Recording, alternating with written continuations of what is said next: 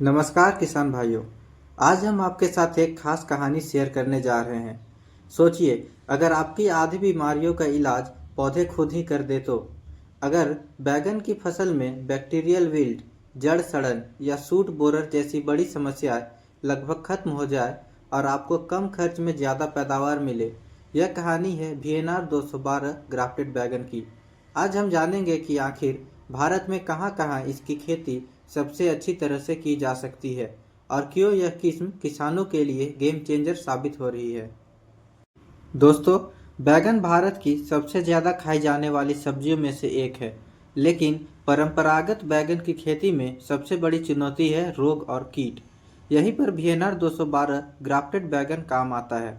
महाराष्ट्र के नासिक, पुणे और सोलापुर के किसान, कर्नाटक और तेलंगाना के किसान, मध्य प्रदेश और उत्तर प्रदेश के किसान और बिहार, झारखंड और छत्तीसगढ़ के किसान सबने इस किस्म को अपना कर देखा है और पाया है कि मिट्टी जनित रोगों से बचाव और उपज दोनों ही बेहतर है।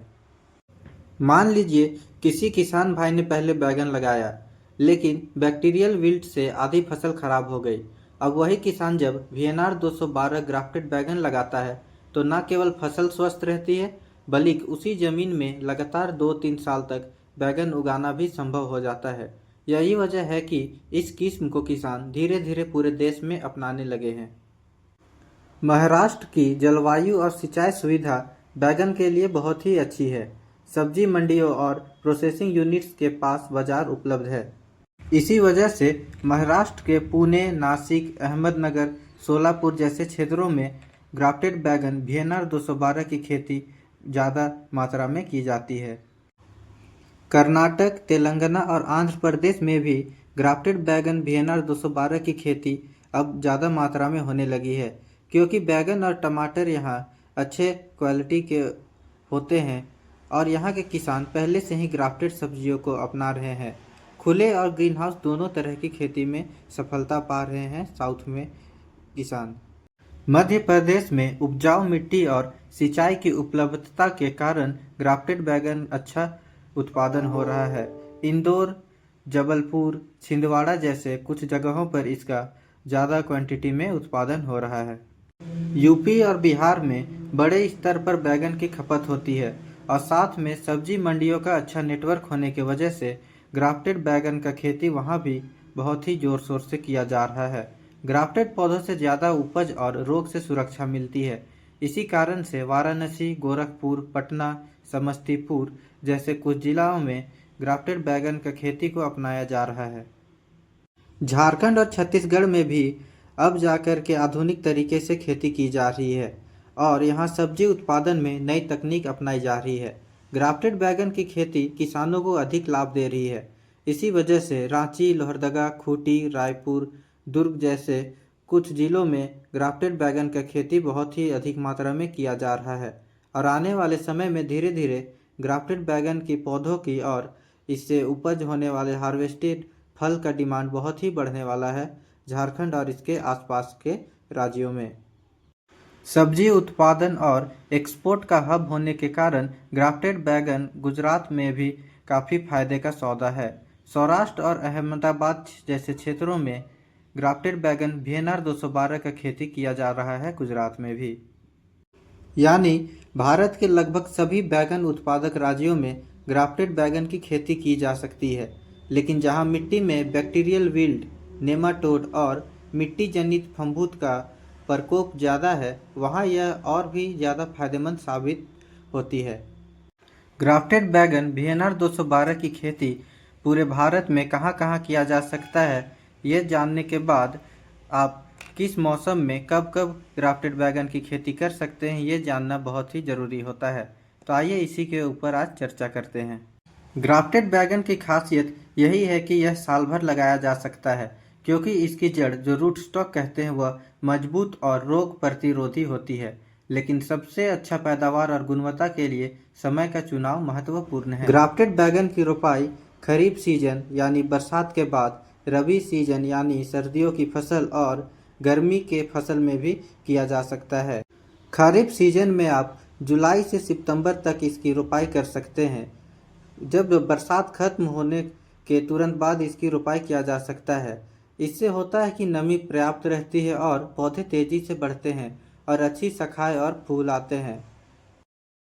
रबी सीजन में आप अक्टूबर से नवंबर के बीच में ग्राफ्टेड बैगन की रोपाई कर सकते हैं। सर्दियों में फल का रंग और आकार बेहतर होता है, बाजार में मांग बढ़ती है और अच्छा रेट मिलता है बाजार में। गर्मी की फसल में आप इसकी जनवरी से आखिरी मार्च तक इसका बुआई कर सकते हैं। फरवरी में रोपाई करना सबसे सर्वश्रेष्ठ होता है।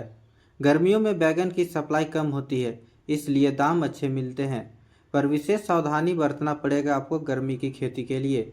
गर्मी में ड्रिप और मल्चिंग बहुत ज़रूरी है ताकि नमी बनी रहे। ग्राफ्टेड बैगन VNR 212 की खेती ऑफ सीजन में भी की जा सकती है और इससे अच्छा मुनाफा मिलता है, क्योंकि उस समय मार्केट में सप्लाई कम होती है और दाम ज़्यादा मिलते हैं।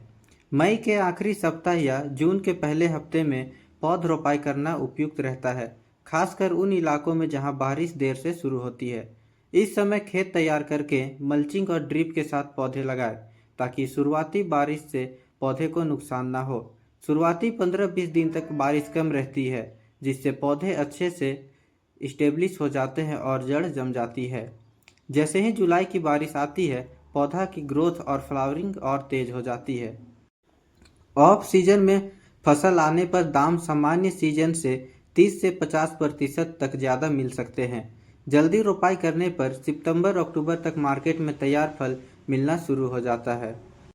ग्राफ्टेड बैगन की रोपाई पूरे साल संभव है, लेकिन सबसे उपयुक्त समय होता है जुलाई से सितंबर, जब बरसात खत्म हो जाए, और अक्टूबर में जब सर्दियों की शुरुआत होती है। ये दो समय ग्राफ्टेड बैगन के लिए सबसे बेहतर माने जाते हैं। फरवरी की रोपाई से मार्केट प्राइस के लिहाज से बहुत ही फायदेमंद होती है, क्योंकि उस वक्त मार्केट में डिमांड ज़्यादा होता है और सप्लाई कम होता है। दोस्तों, ग्राफ्टेड बैगन VNR 212 की खेती पूरे साल की जाती है, लेकिन क्यों ज़रूरी है सही टाइमिंग। अगर समय पर पौधा नहीं लगाया जाए तो गर्मी ज़्यादा होने पर फूल गिरेंगे, या ज़्यादा ठंड होगा तो पौधा का ग्रोथ रुक जाएगा, और सबसे बड़ी बात, मार्केट में जब सबके पास माल होगा तो दाम गिर जाते हैं। इसीलिए टाइमिंग से खेती करना ही असली मुनाफा है। तो दोस्तों, ये था VNR 212 ग्राफ्टेड बैगन का खेती कैलेंडर। कहाँ और कब करें खेती। अगर आप सही टाइमिंग पकड़ लेते हैं तो पैदावार भी अच्छी होगी और मार्केट में दाम भी ज़्यादा मिलेगा। दोस्तों, अगर वीडियो अच्छा लगा हो तो वीडियो को लाइक करें और चैनल को सब्सक्राइब करें, ताकि इसी तरह का इन्फॉर्मेटिव वीडियो आपको आगे मिलते रहे। तो दोस्तों, अगर आप भी मॉडर्न फार्मिंग करना चाहते हैं और इसके बारे में रेगुलर जानकारी लेना चाहते हैं तो आप चैनल को सब्सक्राइब करके हमारे साथ जुड़े रहें और जब भी वीडियो आए तो उसे देखें और चैनल को ग्रो करने में सपोर्ट करें।